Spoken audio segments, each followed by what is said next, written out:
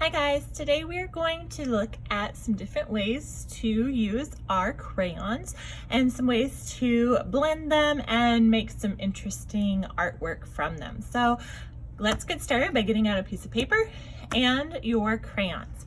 The first thing I want to show you is how our crayons can change when we use them in a different way. When you first get your crayons out of the box, they're going to be wrapped in a paper that tells you the name and the brand. And for this first one, we're going to peel some of that wrapper off. If you have some older crayons that already have the wrapper off, you can use them for this as well. But we're gonna try a little bit of what we call a rubbing, or using the side of our crayon to make a different texture. So I'm just gonna peel a little bit of that paper off today. And for this first example, I'm going to lay my crayon on its side and I'm going to press. And you can see that it gives me a kind of a different texture than if I was using the tip of my crayon, holding it like I would when I was writing or coloring normally. The side of your crayon is going to give you a larger area, and it's also going to give you kind of a lighter and a little bit spottier, more texture to it. The tip is a little bit more solid. The next thing we want to look at is your pressure. Pressure means how hard you are pressing on your paper with your crayon. So first we're going to press really light, barely touch that crayon to your paper. And you can get a really light color of your crayon. Then on this side, we're going to try pressing pretty hard. Now you don't want to press so hard that it hurts your hand or it breaks your crayon. So you've got a little bit of a balancing act there. You want to press hard, but not too hard. You can see how much darker my color is than with light pressure. Now, the next one is blending. We can go from a light to a heavy or a light to dark with one crayon if we blend. So if I start using a really light pressure here, I'm going to come across a little bit and I'm going to put a little bit more pressure and more pressure until I'm using a really heavy pressure here. You can see that I changed from a light to a dark. So I can use that technique to help me if I want to give anything in my drawing a little bit of a change in lightness or darkness. That's called value or gradation. But when I get really good at this technique, I can also do something super cool with it. And I can use this same technique using very light pressure first here, getting heavier and heavier into my heavy pressure and my darkest color. Kind of looks a lot like this one right now.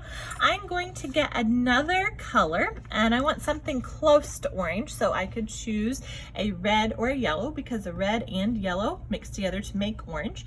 And this time I'm going to go the other direction, so I'm going to overlap my colors here, and I'm going to start with a really light pressure of red here in the center. I'm going to start adding a little bit more, heavier as I come across, even heavier pressure until I change colors.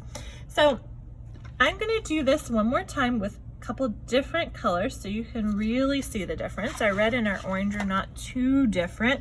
So I'm going to pick a yellow and a blue this time. So I'm going to start with my blue, and I'm going to start light pressure,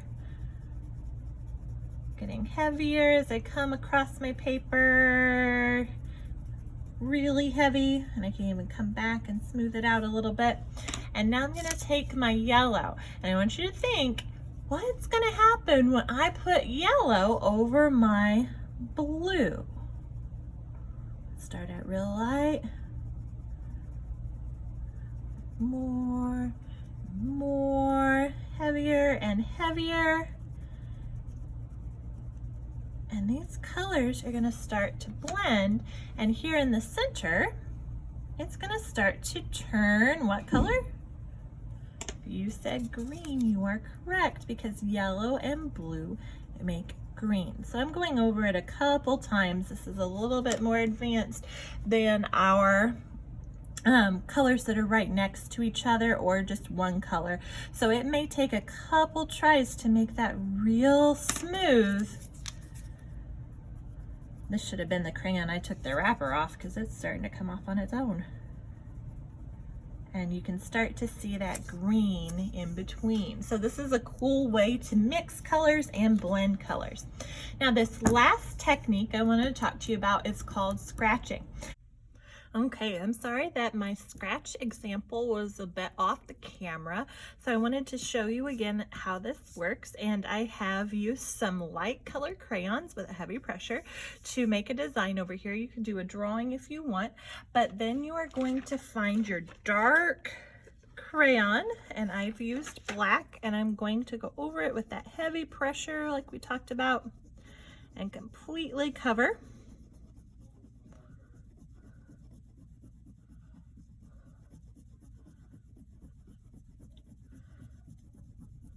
My really dark. Then I'm going to take a pencil, and I want to make sure that the lead is pressed down so I can just get the tip, and I can scratch that black off. You could also use a toothpick to scratch that black crayon. Here. And as I use that scratching, it's going to take away the black and give me those really pretty bright colors from underneath. So I hope that helps, and I hope you find something cool to try out.